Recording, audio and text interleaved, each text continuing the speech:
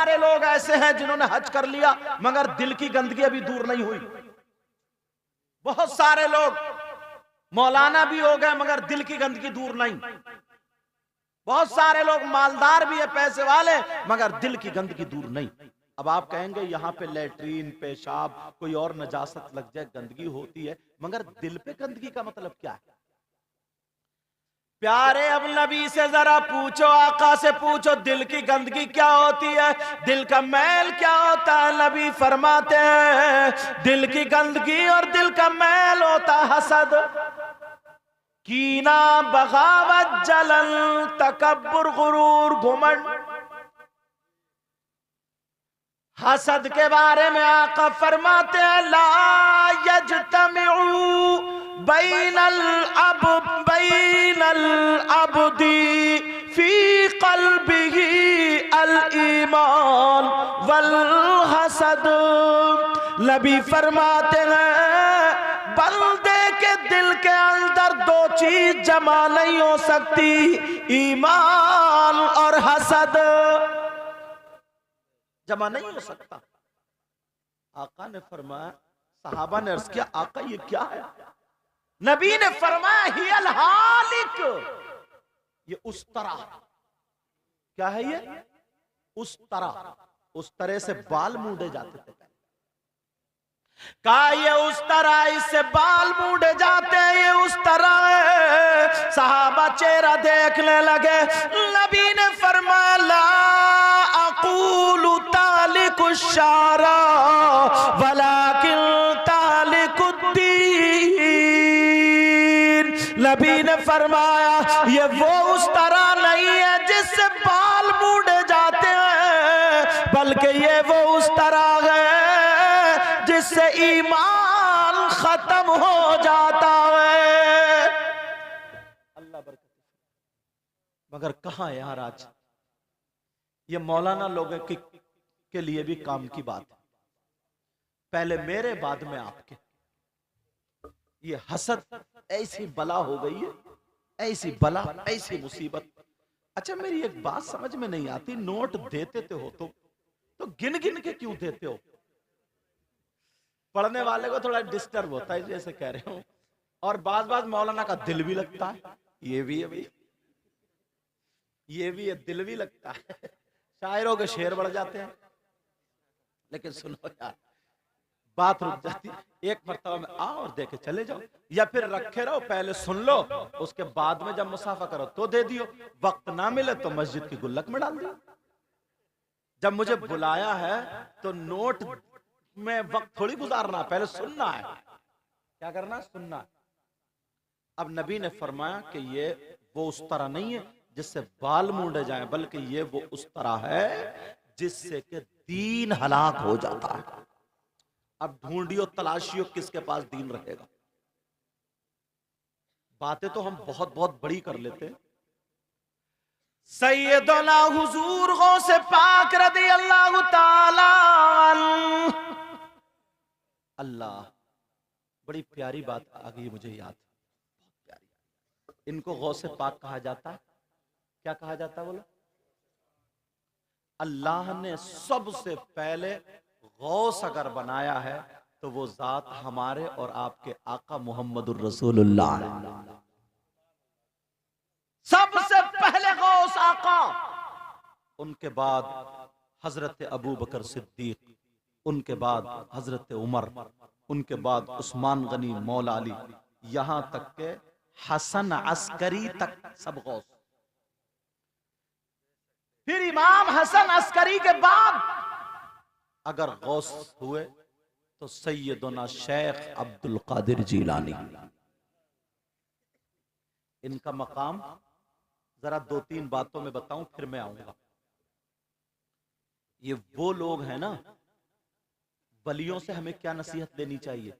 जहां पे दिल साफ किए जाते हैं, पहले दिल पे झाड़ू मारी जाती है। सबसे पहला इनका सबक जो है वो सबक ये है कि दिल को साफ करना होगा। विलायत तसव्वुफ की पहली सीढ़ी जो है वो ये है कि हसद से दिल को पाको साफ करना पड़ेगा। अगर जिस दिल में हसद हो उसे विलायत मिल ही नहीं सकती। हसद साफ करना पड़ेगा, हसद। तभी तो अल्लाह अल्लाह अल्लाह अल्लाह अल्लाह ये सब कर रहा है।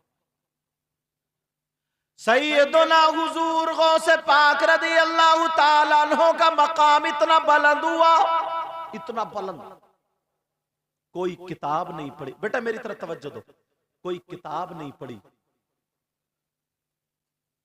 नमाजें नहीं, कुरान की तिलावत इतनी नहीं, नमाजें बहुत ज्यादा कसरत नहीं, कोई किताब नहीं पढ़ी, सिर्फ हुजूर गौसे पाक की खानकाह में झाड़ू मार रहा, झाड़ू मार रहा, इधर से उधर झाड़ू मारते मारते मारते मारते मारते मारते वली हो गए।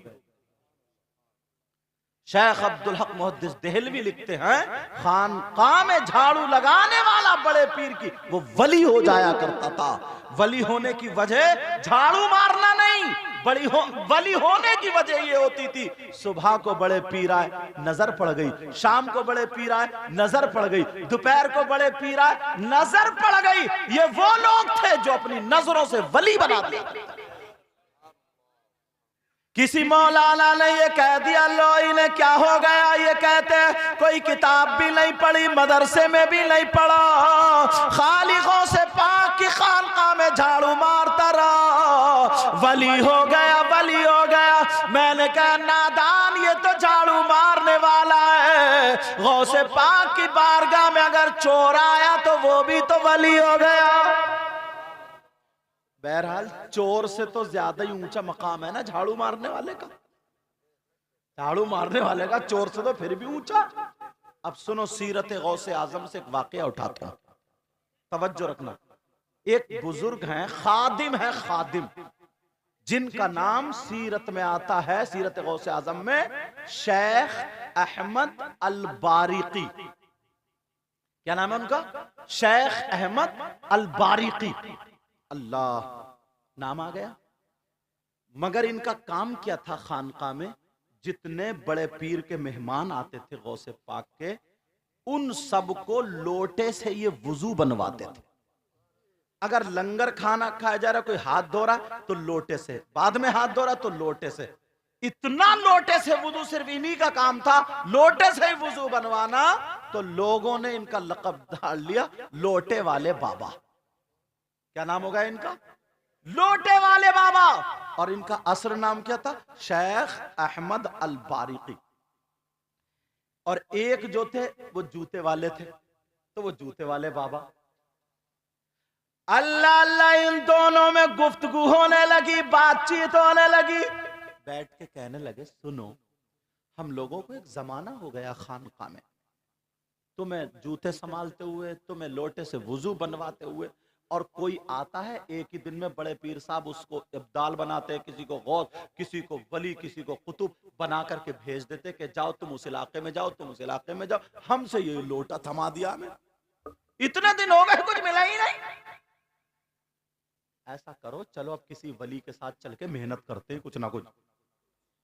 इतने में दूसरे दिन को दो अल्लाह वाले आ गए बड़े पीर की बारगाह में।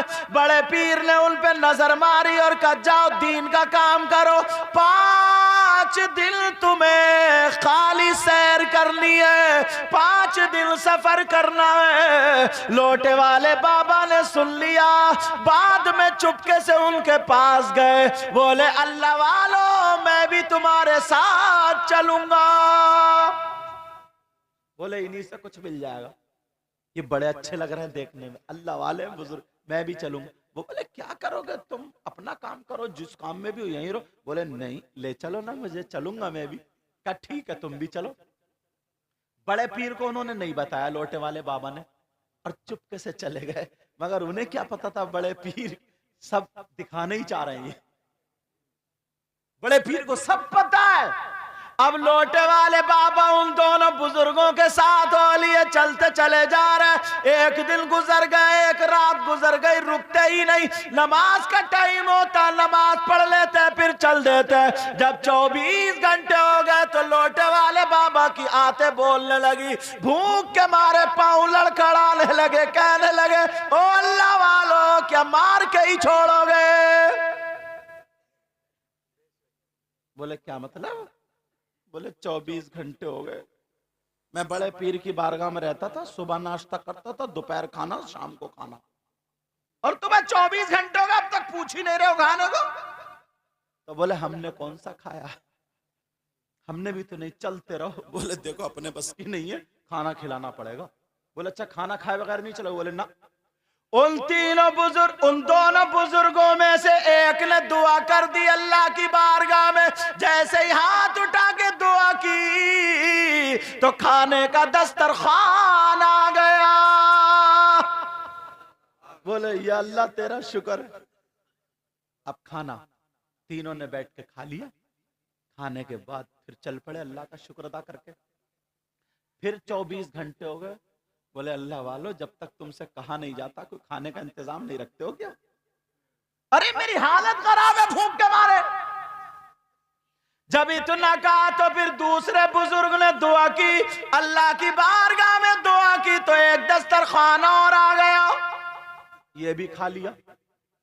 अब खाने के बाद जब तीसरा दिन आया, फिर 24 घंटे बाद वो पेट को पकड़ के बैठ गए कि भूख लग रही, खाना खिलाओ। तो वो दोनों बुजुर्ग बोले सुनो, पहले दिन इन्होंने दुआ मांगी तो दस्तरखान आ गया, फिर मैंने दुआ मांगी तो दस्तरखान आ गया, अब तुम्हारा नंबर है,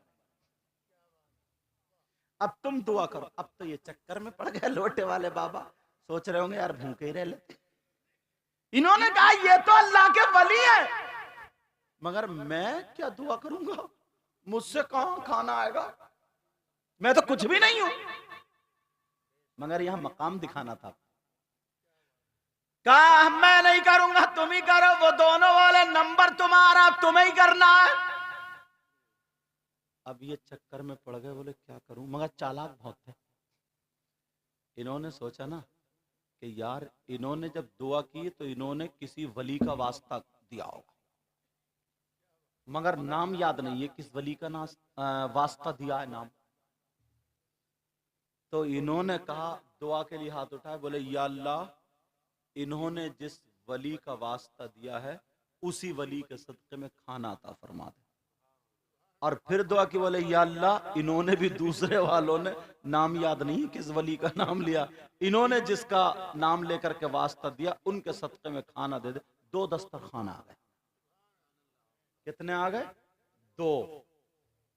तुम सोच रहे होगे एक हमें पहुंचा दिया जाता है, तो फिर क्यों देख रहे हो इधर को?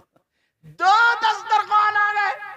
अब वो दोनों वली बोले हाँ भाई ठहरो, हमने दुआ की तो एक आया था, इन्होंने दुआ की तो एक आया था, और तुमने दुआ की तो 2 दस्तरखान आए। तुमने कौन सी दुआ की थी, किसका वसीला दिया था, किसका वास्ता दिया था, जरा बताओ। अब इन्हें नाम पता हो तो बताएं। इन्हें क्या पता था? इन्होंने कहा यार अब भी पकड़ा गया, मगर फिर निकल गए चालाकी से। बोले मैं बाद में बताऊंगा, पहले तुम बताओ तुमने किसका वास्ता दिया था। बोले जब ये बताएंगे तो मुझे नाम याद ही हो जाएगा। तो अब जरा सुनने की बात है, वो दोनों कहने लगे हमने बड़े पीर का वास्ता नहीं दिया, क्योंकि उनका वास्ता बहुत ऊंचा है। हमने उनके दादा हसन हुसैन का वास्ता नहीं दिया, क्योंकि वो बहुत ऊंचा है। हमने मौला कायनात हजरत अली का वास्ता नहीं दिया, क्योंकि वो वास्ता बहुत ऊंचा है। हाँ, हमने जो वास्ता दिया वो किसका दिया सुनो। बड़े पीर की बारगाह में एक खादिम रहता है जो लोटे से वुजू बनवाता है। हमने सोचा उस खादिम पर कितनी मर्तबा बड़े पीर की नजरें पड़ी होंगी, वो वली हो गया होगा, तो हमने उसी लोटे वाले बाबा का वास्ता दिया था, तो अल्लाह ने दस्तरखान उतार दिया। अब तुम बताओ तुमने किसका वास्ता दिया। लोटे वाले बाबा बोले यार ये तो मेरी चल रही है। बोले मैं इतना कामयाब निकला। गौसे पाक को दिखाना था। कहने लगा तुम जानते हो उनको? कहा देखा तक नहीं है उनको, और थे साथ में। कहा अब तुम बताओ तुमने किसका वास्ता दिया था? तो वो कहने लगे भाइयों कोई लोटे वाला बाबा कोई और नहीं है, यही तुम्हारे सामने खड़ा हुआ। तुम्हें तुम्हारा सफर मुबारक हो, मुझे गौसे पाक की खिदमत मुबारक हो।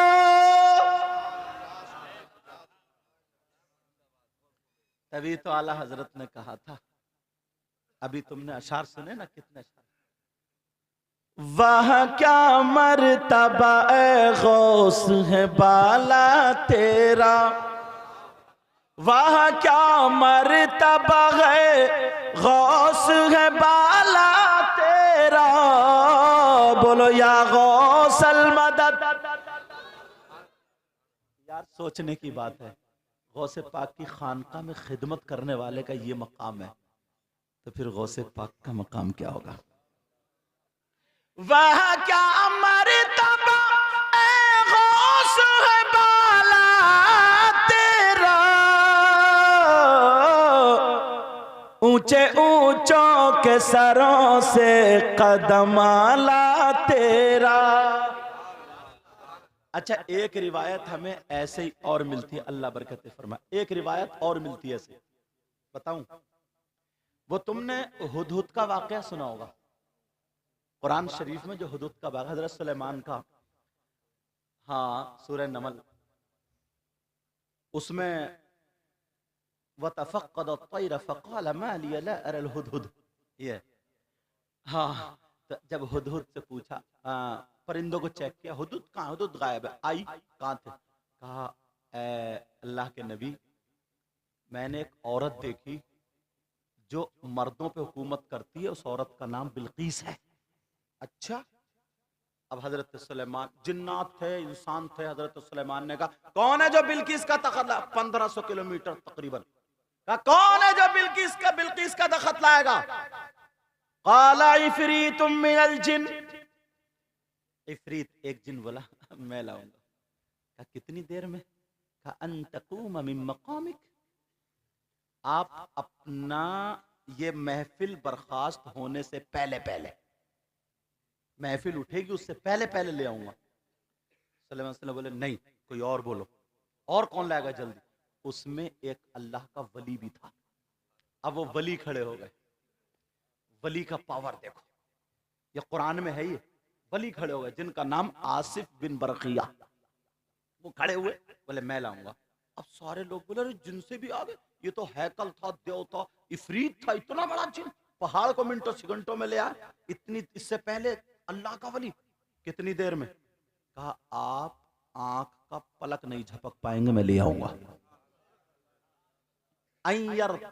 तरफुक का लफ्ज है, उन्होंने आंख का पलक झपका, इन्होंने ऐसे किया, तखत आ गया।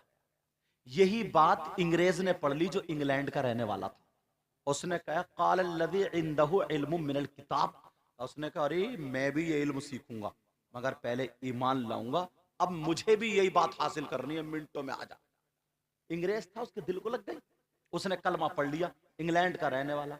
अब कलमा पढ़ के उसने सोचा अच्छे लोगों के हाथ जाऊं, जो नमाज पढ़ रहे थे ना, तो उन लोगों के हाथ चढ़ गया वो जिनके पैजामे कुछ ज्यादा ऊंचे होते हैं, समझ गए?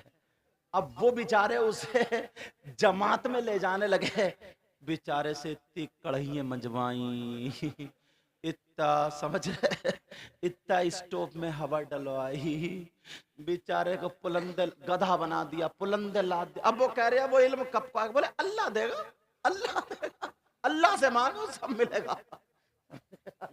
1 साल तक उसे जमात में रगड़ा, खाना बनवाया, बर्तन मंजवाए, प्लेटें मंजवाई, कढ़ाइयाँ मंजवाई, जब तक गया। इत्तेफाक से कुछ दिनों के बाद पाक पटन शरीफ साबिर पाक के मामू जिनका नाम बाबा फरीदुद्दीन गंज शकर है, उनका जो मजार है वहां से गुजर हो गया। अभी मौजूदा वो पाकिस्तान है, पहले पूरा भारत था। उधर से गुजर हो गया। उधर से जब गुजर हुआ तो खानका से लोग आ रहे जा रहे, किसी के हाथ में मोर के पर की झाड़ू है, किसी के हाथ में झंडा, कोई हरे कपड़े, कोई साफा बांधे, कोई फकीर है, कोई मांगने वाला, कोई देने वाला। बड़े अच्छे लगे। वो बोला ये भी तो मुसलमान है, कितने प्यारे, कौन लोग हैं, चलो देखते हैं। बोले ना ना ना, इधर मत, इधर शिर्क है, शिर्क। उसे पकड़ लिया जबरदस्ती, समझे। अब वो खेचातानी चल रही है। वो कह रहा जाऊंगा, ये भी तो दाढ़ी वाले, कितने अच्छे लग रहा है साहब। अरे बच्चे हो, कबर पुज्जे इधर बच्चे। मगर क्या पता था बाबा फरीदुद्दीन खींच रहे। उसने लगाया जोर, खींच खा के तब भाग गया अंदर को। अब जैसे अंदर को भागा, ये तो गए नहीं, यही रुक गए। अब जैसे रुके तो दरबार से थोड़ी पहले फकीर मिल गया। कहने लगे अस्सलाम वालेकुम। फकीर बोला अस्सलाम वालेकुम। बोले वालेकुम अस्सलाम। फकीर बोला लगता है बाबा के मेहमान हो तुम। फकीर क्या बोला? अरे बोलो ना। बोले लगता है बाबा के मेहमान। जी मैं मेहमान हूँ। अच्छा मेहमान है। बोले आप? बोले मैं खादिम हूँ, झाड़ू मारता हूँ, मेजबान हूँ। अच्छा, का बाबा के खादिम? हाँ। तो आप मेहमान हैं? बोले हाँ। बोले क्या चाहिए, ठंडा या गरम? तो बेचारा कढ़ाई मांजते मांजते थक गया था। उसे चलो थोड़ी सी चाय पी लूं। तो बोला गरम पिला दो, गरम। इस अल्लाह वाले ने हाथ ऐसे किया तो चाय का कप आ गया। और वो भी पाकिस्तान या हिंदुस्तान का नहीं, बल्कि इंग्लैंड का। वो भी मार्केट बाजार का नहीं। ईमान लाने से पहले वो अंग्रेज जिस कप में चाय पीता था, उसी के बावर्ची खाने का। खोल दी दिल की खिड़की, ला के रख दिया सामने का, गर्मा गर्म पियो। कहने लगा बाबा चाय तो छोड़ो, ये बताओ कौन सी किताब हाथ लग गई तुम्हारे? बोले 1 साल से कढ़ाइयां मंजवा रहे हो, 1 साल से घुमाए फिर रहे, कह रहे अल्लाह देगा, अभी तक कुछ नहीं मिला। समझे ऐसे हालात। वो कहने लगा पियो, बाद में बताऊंगा। चाय पीने के बाद कहने लगा मैं ईमान जो लाया था यही देख के लाया था।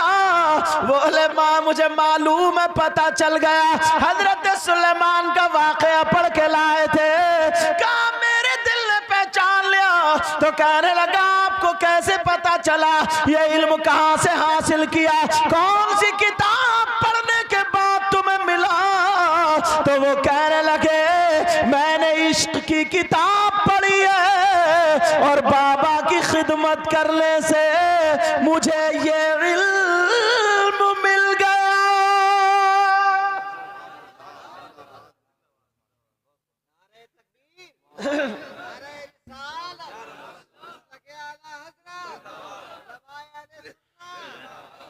एक शेर पढ़ता हूं, अब मैं पढ़ दूं शेर? पीछे वाला आप बताओ, ठंड लग रही है, पढ़ दूं? बोलो।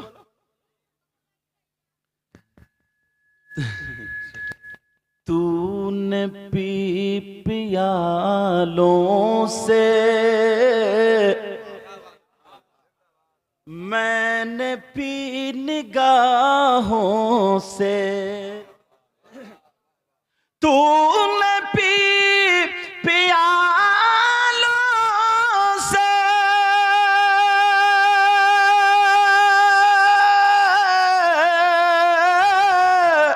मैंने पी निगाहों से। फर्क बहुत है साकी मेरे तेरे पीने में। फर्क बहुत है साकी मेरे तेरे पीने में। याद मुस्तफा ऐसी बस गई है सीने में।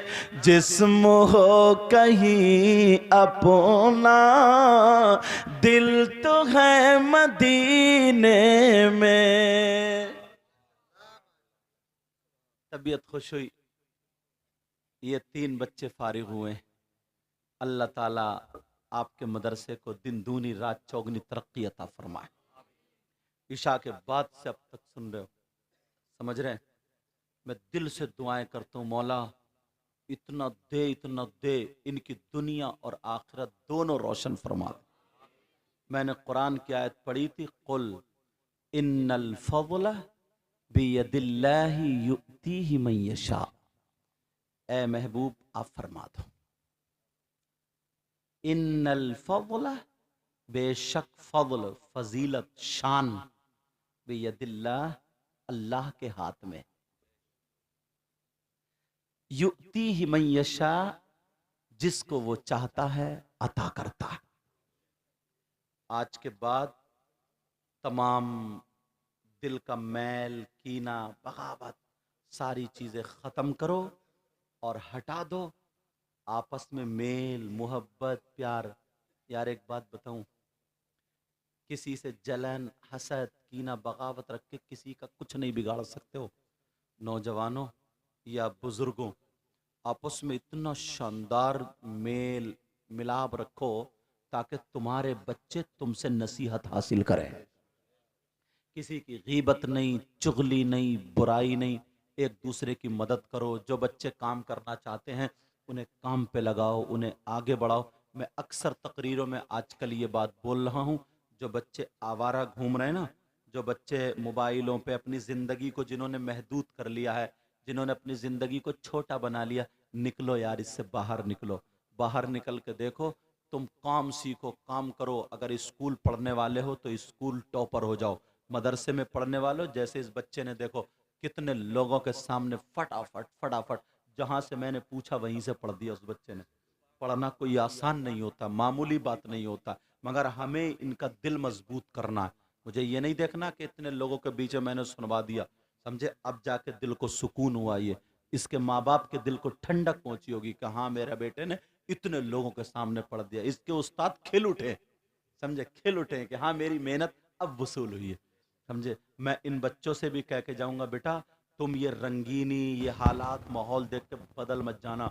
दाढ़ी मत कटवाना, फिल्में मत देखना, किसी की बहन बेटियों को मत तकना। अरे तुम अपनी रविश पे आओ, समझे, नबी के गुलाम पक्के सच्चे बन जाओगे, इंशाल्लाह दौलत और इज्जत तुम्हारे कदम चूमेगी, समझे। ये हमारी दुआएं, समझे, दौलत और इज्जत तुम्हारे कदम चूम।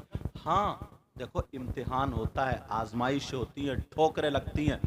पहले क्लास दूसरे क्लास में कब जाएगा? पहले क्लास का इम्तिहान होगा।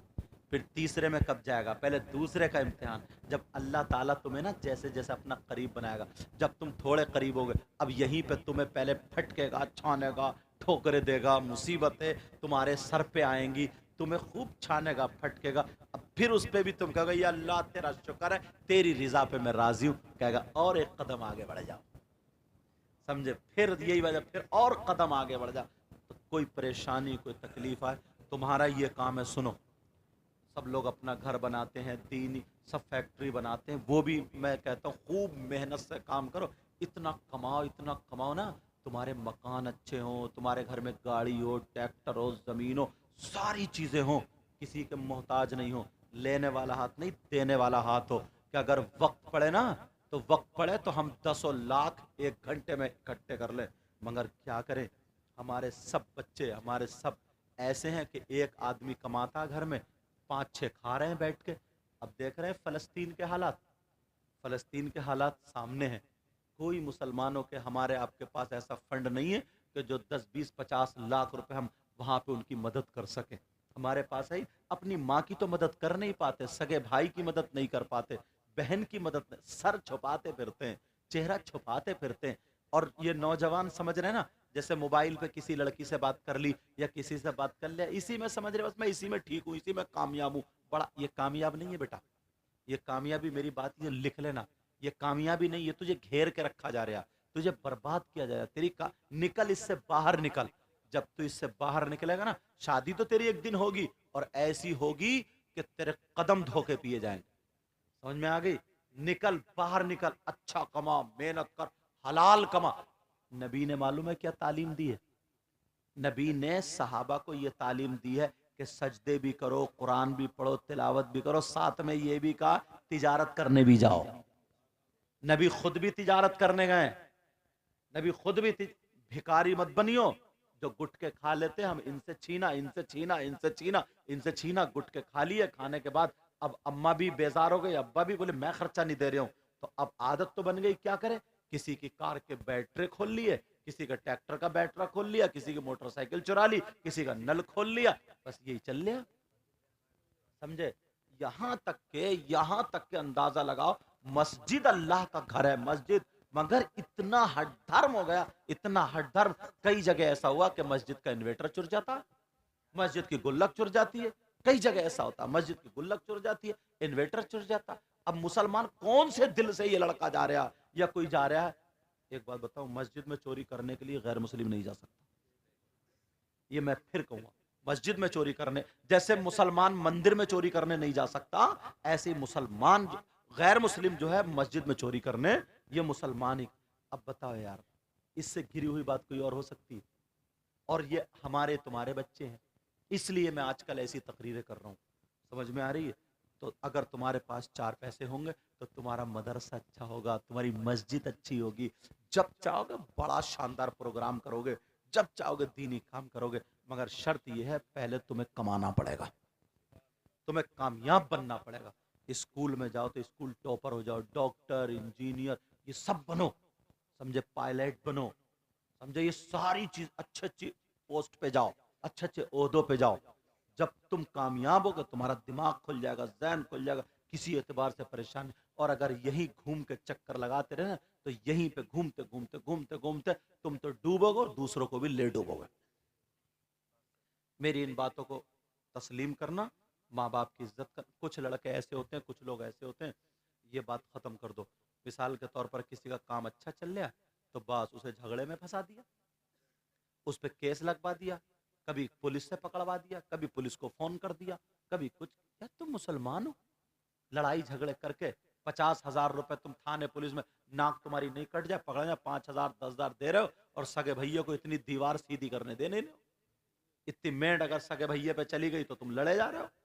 पुलिस वालों को तुमने 50,000 दे दिए। एक माँ का जिसने दूध पिया वो कुछ नहीं रहे, बाप कुछ नहीं रहे, बहन कुछ नहीं रही। समझे? मैं अक्सर तकरीरों में ये बात बोलता हूँ। जानते हैं, अपने हमने उसूल खत्म कर दिए। पहले अगर बीबी कहती थी खाना तैयार हो गया दस्तरखान लगाऊं, तो मुसलमान कहता था कि हाँ ठीक है दस्तरखान लगाओ, मैं दरवाजे पे खड़ा हो जाऊं, देखूं कोई भूखा तो नहीं है, कोई मुसाफिर तो नहीं है, कोई मेहमान मिल जाए और मैं दस्तरखान पे उसे बिठा लूं, ताकि मेरे दस्तरखान पे बरकतें नाजिल हो जाए। ये जहन था। और आज दो सगे भाई हैं, दो, कितने बोलो? दो सगे भाई हैं, दो अलग हो गए, एक का घर उधर है, एक का घर इधर है। अगर खाने के टाइम सगा भाई उधर वाला इधर आ गया ना, तो बीबी के तन बदन में आग लग जाती है कि ये खाने के टाइम आई क्यों गया, सगा भाई। अब बीबी करे मारेगी इशारा और ले जाएगी। एक चुस्की समझ गया, इसने भी मोबाइल निकाला जेब में से, हाँ हेलो हेलो हेलो हेलो, अंदर पहुंचा, क्या कह रही थी? खाना खिला के भेज दिया। बरकतें होंगी तुम्हारे घर में? बरकतें होंगी क्या? बरकतें होंगी क्या? मुसलमान पहले क्या होता था, कितनी मदद कर, छप्पर चढ़ते थे, छप्पर इन बुजुर्गों के पूरे छप्पर, एक आवाज लगाते थे पूरा मोहल्ले के पहलवान आते थे, छप्पर चढ़ा के चले जाते। कितना गन्ना बूता था, पूछो इनसे, कई कई एकड़ गन्ना इन्होंने कड़ी चावलों में बुलवा दिया हो। हाँ हाँ, ये सब होता था। और आज मोटरसाइकिल पे जा रहे हैं ना, मोटरसाइकिल में देख दिया जानने वाला तो मुंह इधर घुमा के जा रहे हैं ताकि कहने से पहले। और अगर रोक, अगर पकड़ा गया ना, पकड़ा कहाँ जा रहे हो? बोले यहीं तक जा रहे हो। पंजाबियों को तुमने देखा? पंजाबियों को देखा तुमने? उत्तर प्रदेश अगर एक पंजाबी मोटरसाइकिल पर जा रहा है, दूसरा मिला तो रोक देता था, क्या वो कितने जाना? प्यार से बोला, आप कहाँ जा रहे हो? तुम कहाँ जा रहे हो? बैठ जाओ। हमारे हालात क्या?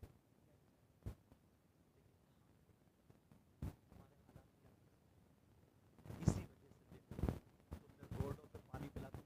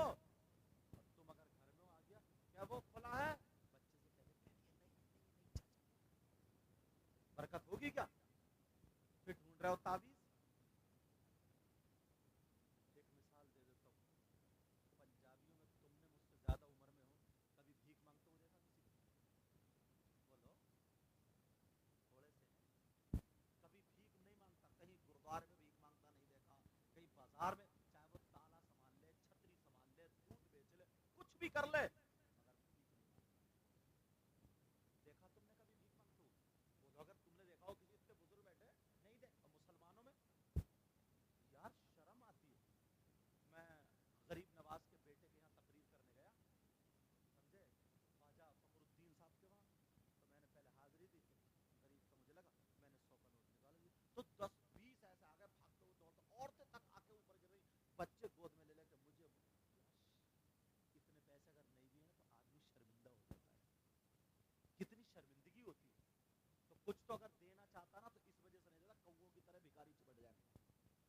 अच्छा नहीं क्या ऐसा बरकत होगी क्या?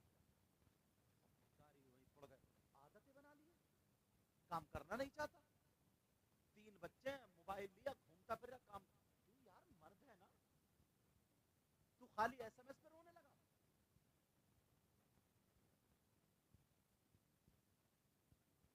रमजान देखिएगा, रमजान रमजान आएगा तो इतने भिखारी निकल पड़ेंगे। अच्छा तुम ही नहीं हो, हम में से कुछ मौलाना भी इतना नालायक है, न मदरसा न कुछ है, रमजान में निकल पड़ा, रसीद पर रसीद काट रहा, 10-20 हजार रुपए 50 रुपए इकट्ठे कर खा गया। ये यार शर्म नहीं आती? देखो जो बात है वो मैं हम बोल रहे हूँ। मैं राजस्थान में कुरान शरीफ सुना रहे थे ना, पहुंच गए पूरी, कहाँ रहते हैं? मुरादाबाद उधर रहते। तो बोले हमारे यहाँ सैयद साहब वहीं का रामपुर। बोले कौन है? सैयद मुकीम रहमान। फिर नहीं दिखाई दिया, उसको पता ही नहीं कब निकल गया। उसने कहा पकड़ा जाऊंगा। यार सोचने की बात है, ये काम जब तक तुम ना अपने नहीं लाओगे, ये सब तुम्हारे काम थे। औरतें बैठी हैं उधर, हम उनकी औरतें देखो 4 बजे से उठ जाती हैं, पूरे घर को साफ करेंगी, दरवाजे तक साफ करेंगी, खुद नहाएंगी धोएंगी, स्कूल जाने के लिए बच्चों को तैयार करेंगी। ये 2 बजे तक शौहर से लड़ेगी, 1 बजे तक काय काय काय काय करते रहेगी कि क्यों, कि मेरे भैया की शादी है, ये बताओ कि कपड़े जोड़े लग रहा, तुम भी काफी दुखिया रहे हो। अच्छा अच्छा, चलो खैर बच गए तुम, तवज्जो रखो, हंसी की बात छोड़ो।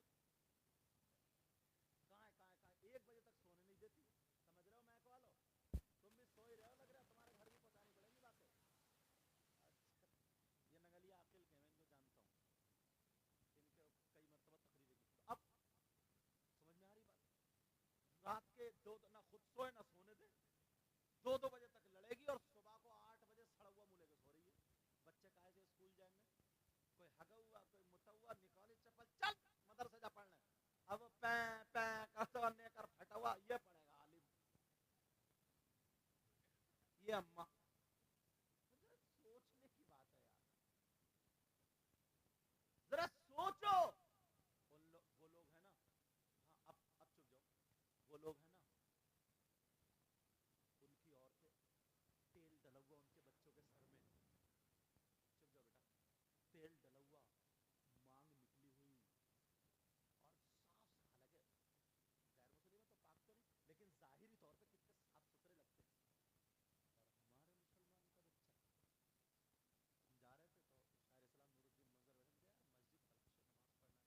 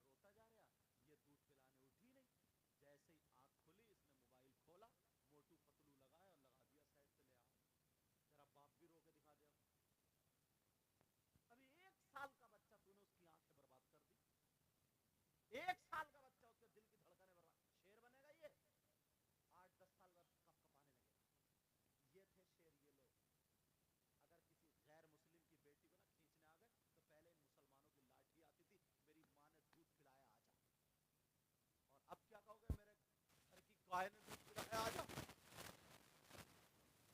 क्या कहोगे?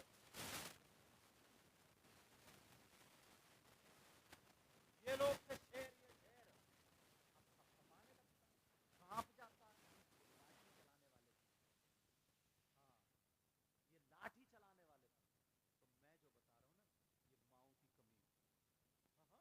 ये लाठी चलाने वाले थे। तो मैं जो बता रहा हूँ ना, ये माओ की कमी। हाँ हाँ, आंखें, छोटे छोटे बच्चे चश्मा लगाने लगे, निगाह नजर वीक हो गई, कमजोर हो गई, दांत बेकार हो जाते हैं, चॉकलेट खिला खिला के उसको।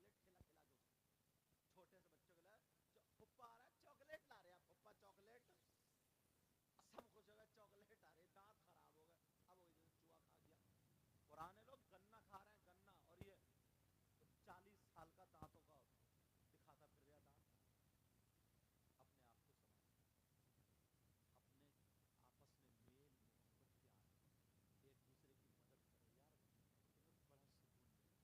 मोहब्बत प्यार, एक दूसरे की मदद करो यार, तुम्हें बड़ा सुकून मिलेगा। खेत वाला, खेत पड़ोस वाला है ना, तो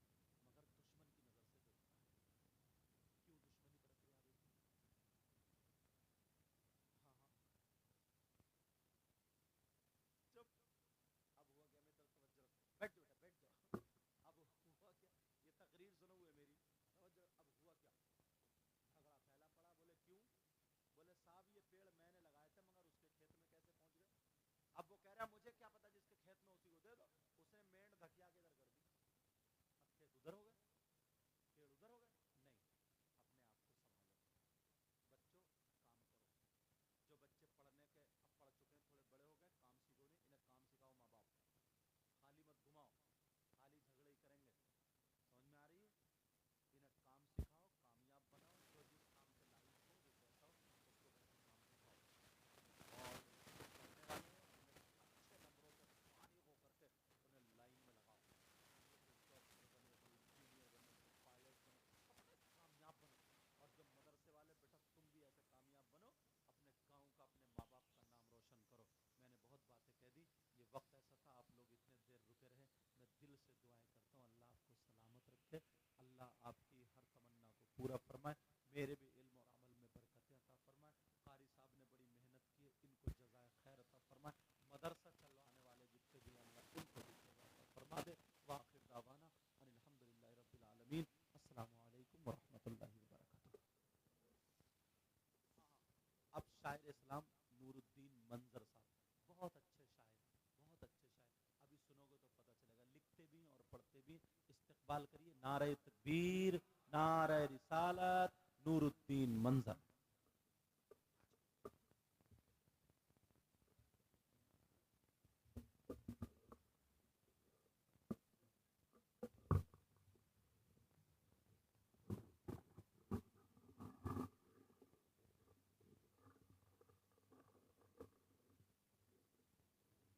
मेंबर नूर पर तशरीफ फरमा, उलमाए किराम, सामीन बज़्म, अस्सलामु अलैकुम व रहमतुल्लाहि व बरकातुहू।